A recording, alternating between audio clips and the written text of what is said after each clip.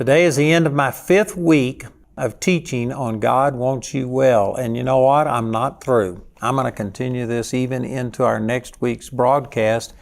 But I've got a lot of material. I'm not going to take time to advertise all of it. But this book on God Wants You Well, I've seen thousands of people healed through this. I've got the whole thing condensed into this little pamphlet that just summarizes it and lists scripture. And we've got a lot of other things. One of the things that we have are these healing journeys where we give testimonies of people who have taken these truths and have put them to action, and we've seen miracles of healing. Today I want to share with you a testimony of James and Timothy McDermott. And they're 2 boys that were over in England, and their mother and father, Christopher and Deborah, came to me. And anyway, it's a long story. You'll see it in this thing, but it wasn't my great faith. I prayed a little 10-second prayer over them, but Deborah McDermott grabbed hold of the truth. She's illustrating all of these things I've been teaching, that she had to stand against the unbelief. The healthcare system in England wanted her to make friends with autism. And she says, no, I'm not making friends with the very thing that's trying to kill her kids. And she believed, and praise God, Timothy and James McDermott have been healed of autism, Asperger's syndrome, and it's just awesome. This will bless you. And remember that you can get not only this testimony, but over 40 miraculous testimonies, a lot of things. At the end of our program, our announcer will come on and give you that information, how you can receive this. But I promise you that this will bless you. It's just a tremendous praise the Lord about how He can intervene in a situation. So what's this testimony of the healing of the McDermott boys?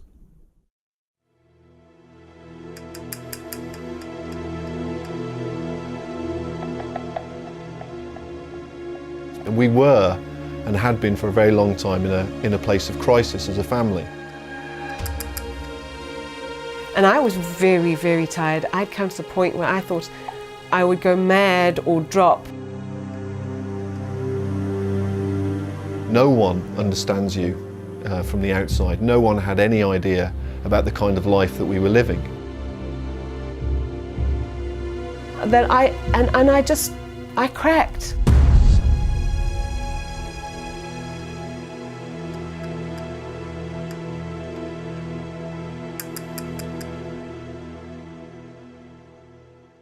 Pretty much since Tim had been born, had lived not a normal life. He didn't sleep properly for about 5-6 years. He was an inconsolable baby. He would scream and scream as though he was in pain, but the doctors couldn't find anything wrong with him. When he did go to sleep, we were absolutely terrified he was going to wake up. We couldn't leave him, we couldn't go anywhere, we couldn't be apart from him. So for many, many years, that's the way that we lived. It was very, very tough on us, our relationship, because we didn't have any time for ourselves. For a long time, there was not a lot of intimacy, there was not a lot of emotional connection because of the crisis that we were in as a family. When he was about 8 or 9, and he hadn't been to school because we realized that he would have been diagnosed with hyperactivity or a lack of ability to concentrate, because we could see he couldn't even sit down to eat a meal. He would run around the table, take a mouthful, run around the table. And when I taught him his numbers, we would do it in the garden. I'd ask him a sum as he ran up the garden, and he'd answer coming down the garden, and this is how I taught him. He never sat on my lap or lay in bed while I had a bedtime story. He would walk round the carpet touching his favourite bits, going round and round and round. And as long as I would keep reading, he'd just keep walking round and round, touching his favourite bits. Everything was timed, so he knew where he was in the day, what was going to happen next, and the routine had to be very structured. His sleeping had always been a huge issue. He'd wake up after he'd been asleep for an hour or two, and he would jump up screaming in terror and run around the house, but he didn't recognize me. If I went towards him to comfort him, he would see me as a monster or something, and he would be terrified, so it was counterproductive. I just have to stand back and wait for him to calm down. It was just another one of the things that we just dealt with and didn't think much about, but it was quite an issue.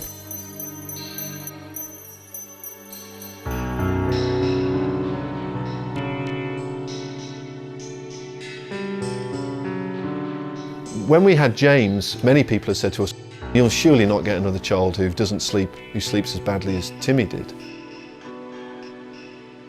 I noticed one or two strange things when he got to be 18 months, and then he started spinning round and round, moving his head round, and when I changed his nappy, he'd flap, flap, flap, flap. And then instead of pushing the cars, we had Action Man cars, big ones, he'd turn them upside down and spin the wheels for ages.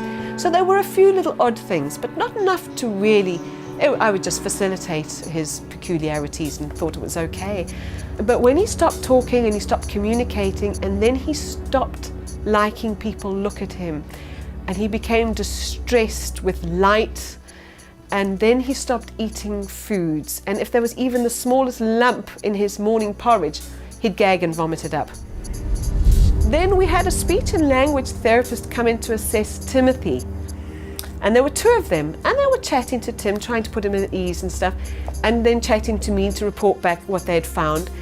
And they were watching James, who was playing with his trains. He loved trains, it was his favourite toy. Anyway, what they said to me was, "Oh, isn't it funny how autistic kids love trains?" And I said, "Autistic kids?" So she says, "Well, it's obvious, isn't it? You did know, didn't you?" I said, "No, he's not autistic." So she says, "I think you should perhaps have him assessed. He shows a number of autistic characteristics." And that's the first I had even thought of it. I was absolutely gutted. In the days following this 2005 assessment, Timothy was tested and diagnosed with a form of autism called Asperger's syndrome, while his younger brother James exhibited all the symptoms of autistic spectrum disorder. And we suddenly realised that, gosh, we were going to have two children that had got it, and what were the chances of that?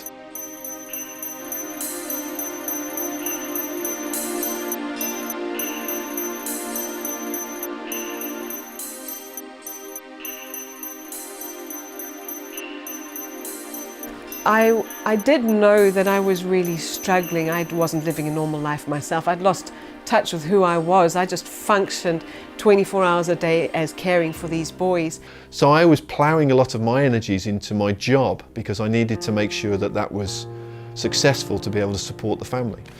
That meant travelling a lot. And I thought if anyone found out my state of mental health, they'd take the children away. I was absolutely terrified of them taking the children away. But I was also terrified that I couldn't go on. And that's when I cried out to the Lord. I said, if you don't help me now, I'm finished. The incredible pressure and the incredible trauma that you undergo as a family. You have to watch your children, the things you love most in the world, battling not just with the curse that they've got, but also being rational enough to know that they've got it. And it was those periods in which Debs found it the most hard, in which she had the darkest days. And it was during one of those dark, dark days that she watched the Mother's Day programme. They were all mums talking about their kids, and they were showing snapshots and pictures and talking about which ones are doing what at school, and they were chatting. And it just hit me like a sledgehammer that what I'm experiencing and what they're experiencing are just so different. And I was weeping, and then I said, you know, why don't you help us? I had been asking God help me for years. And I said, I love my boys so much, and you're supposed to love them more than me. Why have you done this to them? And I said, I would die for my boys. And that's when he said, I already did. I was so stunned, I just shut up. I stopped crying, I just looked into the fireplace and I just stared there. I thought, that really wasn't my thought. That was Jesus talking to me.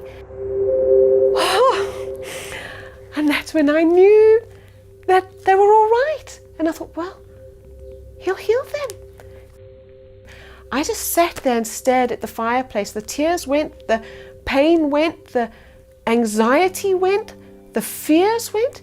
Everything that had worried me over the past number of years, it was like a huge load was just cut away, and I was free, and I felt light, and I just sat and stared into that fireplace, And from that moment on, that despair, that terror, the anxiety that I'd lived with was gone. When Timothy went to the school that was funded by the state, it was a really huge thing for us, but we felt that he was actually quite capable of doing it. And as he progressed and as they increased the number of hours he went, he was up for it. And I believe that the healing just took place gradually as and when his world opened up and became wide and he needed to cope with more and more things. It's almost as if he was covered in scales. He was covered in the scales of autism, and over time those scales have been peeled away. And I was saying, Lord, please send me someone to help me. I know you're healing my boys, but I don't know what to do. And that was where we were at when my mum phoned and said, watch 앤드류워맥. He's got some healing testimonies and you've got to watch it. And we all watched it together, and it was just extraordinary. And even that, you sit and watch it and you think, well, is it really true? We had missed the beginning of Hannah's story, but we came in and from where we saw was enough to see what had taken place with Hannah's story. And the bit that struck me and was when he said, piece of cake for Jesus. Piece of cake for Jesus. This is a piece of cake for Jesus. And this smile crept across his face, and I was like, that's awesome. This guy really believes this, doesn't he? You know, and that faith on the inside of us rose up. So Father, Jamie and I just agree, and we thank you that by the stripes of Jesus, Hannah has already been healed. It just, my faith just rose up inside of me. And I thought, yes, he's talking about my God, my one. And that's when Christopher jumped up and went to check out the website. We researched Hannah and her story, and we found out about Hannah's grandparents and Hannah's mum and dad going to live in, I think, in America, and the grandparents going to the college in Warsaw. It didn't just have an impact on Hannah, it had an impact on this incredible family, and they'd all experienced it, and they'd all gone through this process. And again, you're then thinking to yourself, wow, you know, maybe this is all true, maybe this is really happening. And from that point on, started to watch 앤드류워맥 every day, but we bought all his books, or as many books as we could get, started to record his programs, watch him on the internet, and we started to build up a kind of trust, I suppose, in what he was saying and in what he was saying we could have. And he shouted from the study, he's going to be in Warsaw in 2 weeks. So I thought, well, we'll just have to pray about it. So I phoned 앤드류워맥 Ministries and I spoke to a woman there and I told her the situation. I said, look, we want to come, we want Andrew to pay for our sons, but we just need some help to get there. And I remember she said to me, what can you believe for? I think we can get there, but I'm not sure that I can exercise my faith enough to see us getting into the building. So she said, that's fine, we'll get you there, and if we can't get them out the car, we'll send a prayer team to the car. I thought, yes. She prayed in a way that I had never heard before. And it was great, it was authoritative, it was thanking God that it was done, it was commanding, and I thought, now we're talking. I have not heard this kind of praying. And I was so thrilled, I put down the phone and I said, she said that this is going to happen and this is going to happen and we're going to sleep and he's going to eat. And Christopher was like, yeah, she's never met my son. And for the next 2 weeks, I made a calendar counting down. This is when we're going to go and stay in a hotel. And he would cry every time I said it's another day. And when I said, no, we're going, he'd get in a spinning chair and he'd spin and spin and spin. And he'd refuse to come out for hours sometimes. But the day came and he wept and he wept and he physically was trying not to get into the car. It was hard work.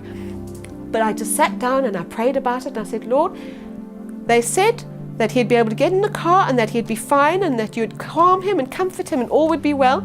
And so we're coming. And it was amazing because he just smiled up and said, okay, I'm ready, let's go. And we strapped him in and he sat there. Christopher and I just kept looking at each other and sort of holding our breath. It was amazing. We booked into the hotel and he was bouncing on the bed. He was really excited, like this is an adventure. And once again, Timothy was like, he couldn't believe it. And we said, okay, we're going to go and eat at the Kentucky Fried Chicken that the Terradezes ate at. So we were off to the Kentucky Fried Chicken. And that's when Timothy ordered himself some popcorn chicken. We didn't know what to order, James, so we thought, well, we won't bother with anything because if we offer him food and he doesn't like it, he starts heaving. sat down and he looked at the food. There was no heaving, there was no watery eyes that he would normally have with cooking smells. He sat there, he looked at the popcorn chicken, he said, "What's that?" And he said, "It's something called popcorn chicken." He said, "Oh, chicken." And he had one. He said, "Timmy, mine." And he ate. And when he was finished it, he said, more. He ate a second lot. He probably ate more than I'd ever seen him eat in one sitting, ever. He ate the chips, he ate the chicken. And Christopher and I were just laughing and said, "It's a miracle, and we haven't even got there yet." And it was an answer to prayer. It was what she had prayed was happening.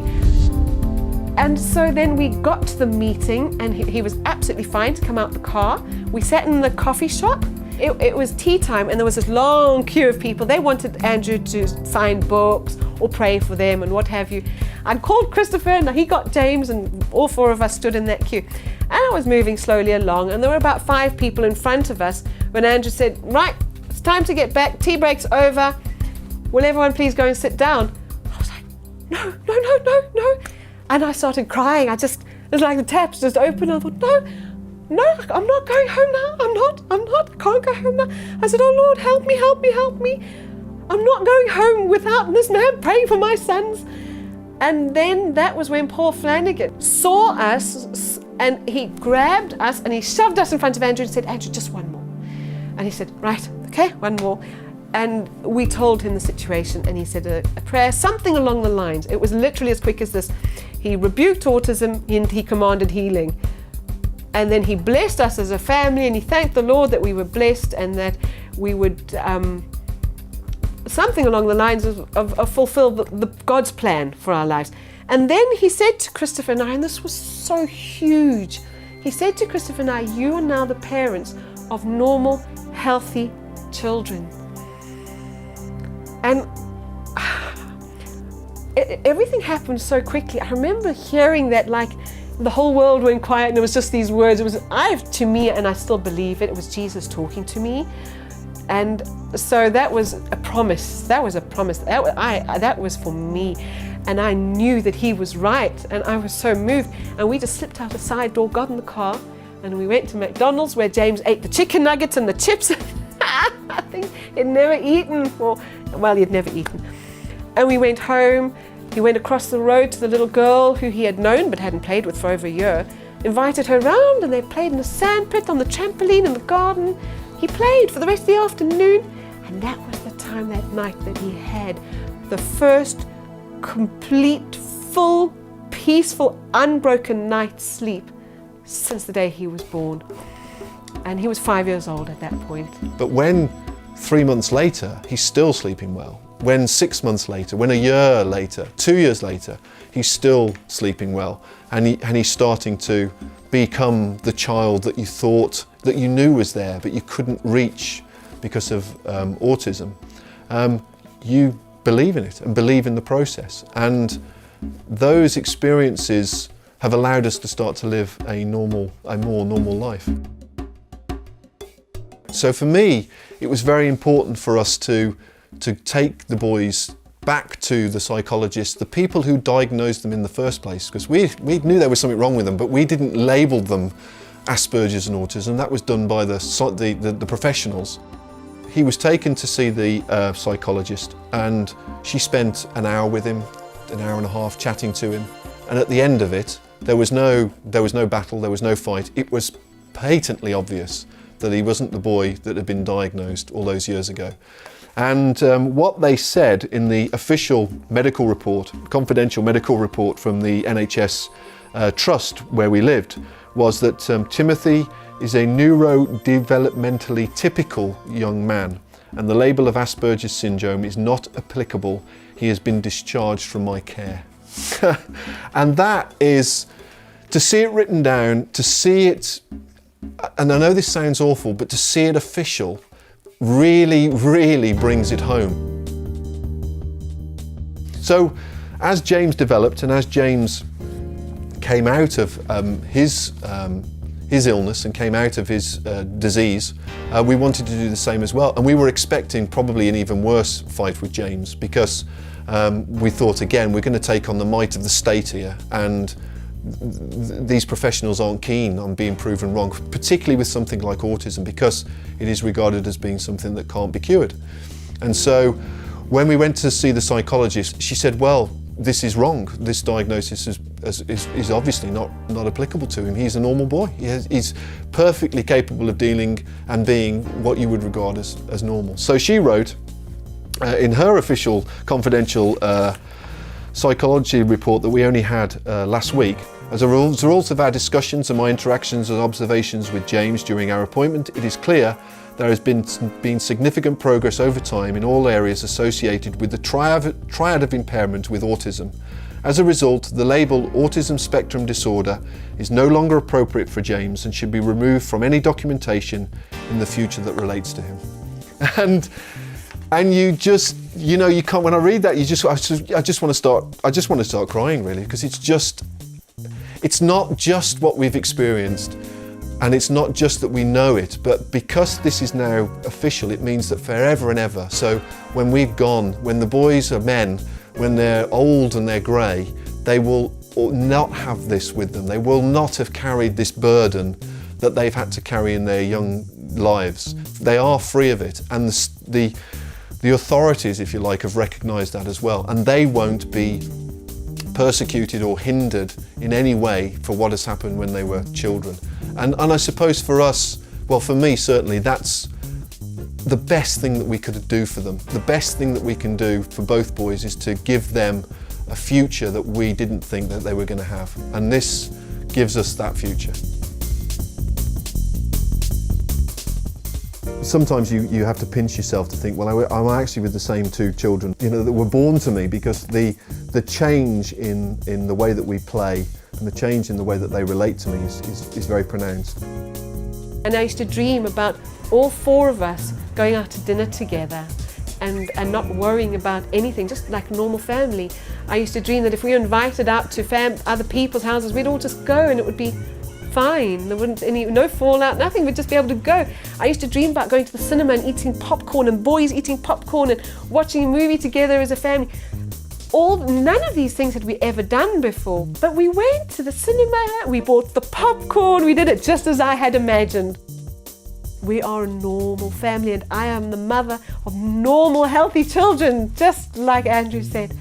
So that's it. Happy, happy.